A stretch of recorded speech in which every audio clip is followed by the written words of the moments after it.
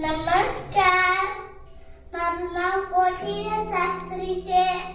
આજે હું તમને સરસ મજાની સ્ટોરી સંભળાવી. એ વાર્તાનું નામ છે ખાટી દ્રાક્ષ. એક સુંદર જંગલ હતું. એ જંગલમાં એક શિયાળ રહેતું હતું. પછી એક દિવસ એને ખૂબ ભૂખ લાગી અને શિકારની શોધમાં નીકળી પડ્યો.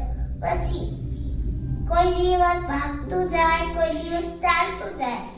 એમ કરતા કરતા તો એ એક ખેતર પાસે પહોંચ્યો અને ખેતરમાં જઈને જોયું કે એમાં ઊંચી ઊંચી દ્રાક્ષોના વેલાઓ હતા.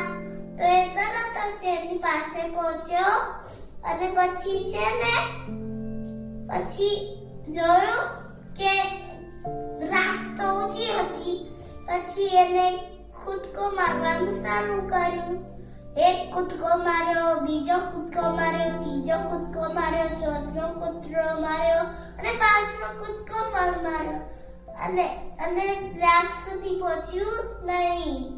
તો એને કીધું, આ તો દ્રાક્ષ તો ખાટી છે. આ દ્રાક્ષ કોણ ખાય? હું તો ના જ ખાઉં.